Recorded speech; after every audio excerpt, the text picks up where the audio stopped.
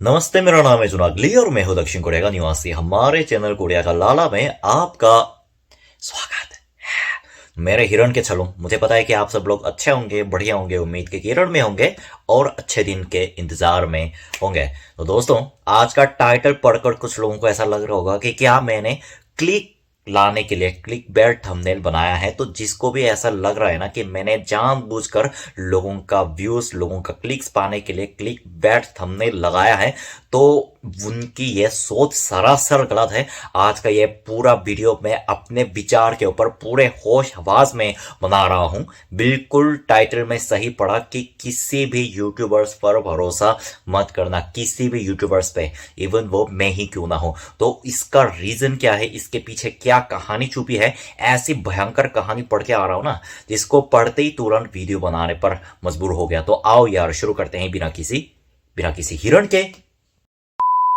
तो हुआ यूं कि ये पिछले हफ्ते की बात है कि कोरिया में टॉप 10 बड़ी कंपनियों में से एक कंपनी का शेयर मार्केट, यानी कि इंडिया में टाटा कंपनी जैसे बहुत बड़ी कंपनी मानी जाती है ना, ठीक वैसे ही एक कंपनी का शेयर मार्केट एक दिन में, यानी कि एक ही दिन में अपने से 50% उनके गिरावट आती है उनके प्राइस में। और उनके 50% के प्राइस में गिरावट आने के साथ साथ बहुत सारे लोगों का रोना धोना शुरू हो गया कि भाई, इस स्टॉक में पैसे लगाने के लिए मैंने बैंक से पैसे उधार लिए। अबे तुमने तो बैंक से पैसे उधार लिए, मैंने सूदखोरों से पैसे उधार लिए, अब मेरा क्या होगा। इस तरह से बहुत सारे अलग अलग लोगों के किस्से, कहानियां आजकल नेट पर सुनने को मिल रहे हैं। और पता है, उन लोगों की जब हम विश्लेषण करते हैं, यानी कि हम जब उनको ऑब्जर्व करने की कोशिश करते हैं ना, तो पता है वो सारे के सारे लोग में ना एक ही बात देखने को मिलती है। और वो ये है कि जब उनसे पूछा जाए कि अच्छा, तुमने किस भरोसे इस कंपनी में इस टाइम पे इतने बड़े अमाउंट, वो भी जो पैसे तुम्हारे नहीं है, या तो बैंक के हैं, या तो अपने दोस्त के हैं, या तो अपने परिवार के हैं, अपने बीवी बच्चों की पढ़ाई, उनकी लाइफ पर खर्च होने हैं, वो पैसे तुमने किस भरोसे उस कंपनी पे लगा दिए। तो ऐसे सवाल का ना उन सबका एक ही जवाब निकलता है, और वो ये है कि भाई क्या करे, बड़े यूट्यूबर्स ने तो यही कहा था कि इस स्टॉक के कीमत इतनी ज्यादा बढ़ जाएगी कि उनकी बात सुनकर ये पैसे लगाने पर मैं मजबूर हो गया। लेकिन मुझे क्या पता था कि मेरे हर्ष भी हर हिंदी फिल्म के आगे दिखाए जाने वाले मुकेश की तरह होगा, और मैं आज इस वीडियो के सामने, आपके सामने ये रोते हुए कहानी सुना रहा हूंगा।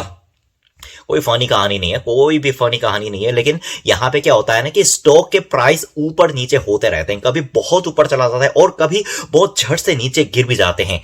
ये बात मैंने खुद अनुभव की है, इसलिए थोड़े दुख दर्दों के साथ ये कहानी में व्यक्त कर रहा हूं। बट द थिंग इज, पैसे जब तक अपने पैसे तुमने लगाए हो अपने हाथ में, तब तो कोई प्रॉब्लम नहीं हो जाती। लेकिन प्रॉब्लम तब जाकर खड़ी हो जाती है जब तुमने बैंक से पैसे उधार लेकर, सूदखोरों से पैसे उधार लेकर, या फिर अपने रिश्तेदारों से, अपने परिवार वालों से पैसे उधार लेकर उसमें लगा दिया, और उस स्टॉक का प्राइस अचानक 50% से ज्यादा गिर जाता है। उनके पास ना ऐसे इन्वेस्ट करने का कोई स्पेसिफिक कोई रीजन नहीं होता। ऐसा नहीं कि उन्होंने अपने में 10-5 साल तक उस कंपनी के बारे में रिसर्च किया हो, उसके मालिक के विजन के बारे में, उस कंपनी के प्रॉफिट के बारे में, लॉस के बारे में, और आजकल दुनिया भर में चल रहे आर्थिक मंदी के बारे में उन्होंने रिसर्च किया हो। ऐसे 0.1% से भी कम लोग आपको मिलेंगे। कोरिया में क्या होता है ना कि ज्यादातर इन्वेस्ट में जो लोग बर्बाद होते हैं, हिंदी में जिसको दिवालिया बोलते हैं, यानी जो लोग इन्वेस्ट में हारकर खुद को दिवालिया घोषित कर देते हैं ना,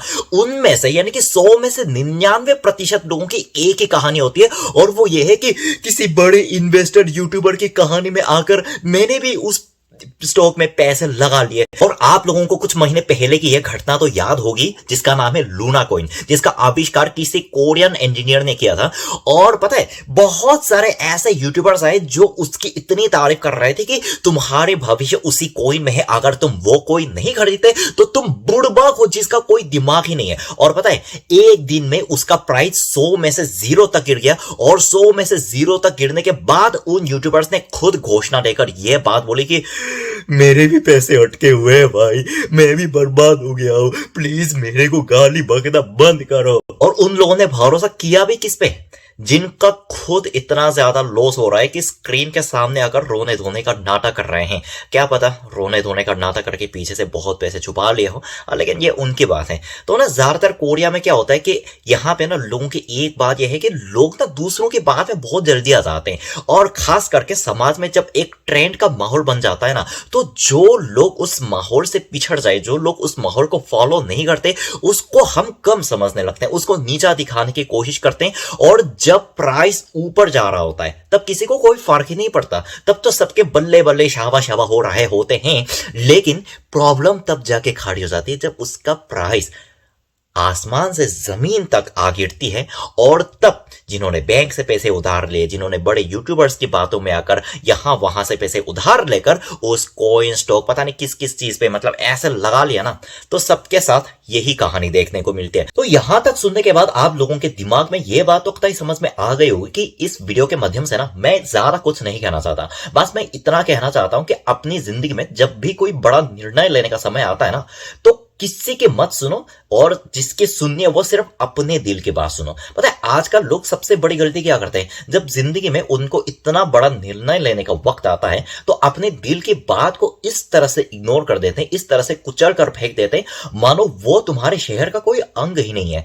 इवन जो बड़े बड़े यूट्यूबर्स जिसके बारे में हमने शायद कुछ दिन पहले ही सुना है, और वो लोग तुम्हारे मौजूदगी के बारे में इस दुनिया में नहीं जानते, उनकी बातों पर काफी लोग अंधा होकर विश्वास कर लेते हैं, जस्ट बिकॉज उनके फॉलोअर ज्यादा है, जस्ट बिकॉज उनके सब्सक्राइबर ज्यादा है, जस्ट बिकॉज उनके व्यूज ज्यादा आते हैं।